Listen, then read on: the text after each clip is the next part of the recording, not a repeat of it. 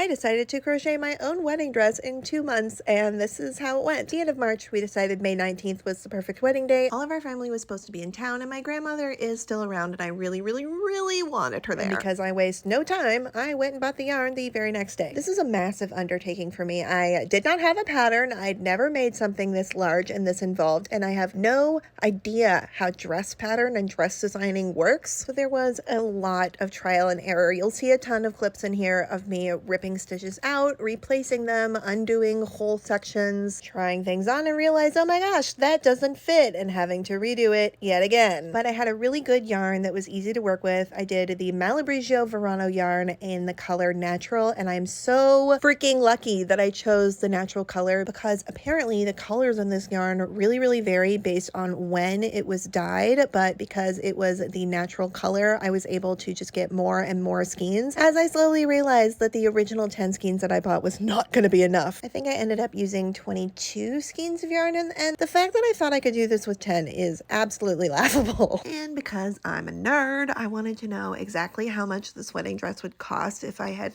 bought it as a custom. So let's do a little crochet math. I spent about $420 on yarn altogether. Plus I got some extra materials that you'll see at the end. So altogether, let's say it was about $500 for materials. Now let's talk about labor, because labor is costly when you pay fair wages. Sorry, this is not a soapbox video. Let's get back on point. So I worked on this for about 240 hours, about 4 hours a night, with some days where I did 8 hours and some days when I did 2 hours. But let's say it averages out to 4. I did it for 2 months. That's 240 hours. And then let's pay me $25 an hour. The labor cost on this dress would be $6,000. But if I can get a little bit mushy for a second, I think this dress is absolutely priceless, even though you can clearly see it cost me a lot of stress, because not only did I get the experience of making it, but I got a one-of-a-kind dress that only I will ever have, because I could probably not recreate this if I tried. Also, people keep asking me what I'm gonna do with the dress now that my wedding is over, and here's the thing, I have no freaking idea. What do people do? I don't know. I think I just hit the phone with my hand because I was gesturing wildly, because I have no idea what to do with the dress. Do I just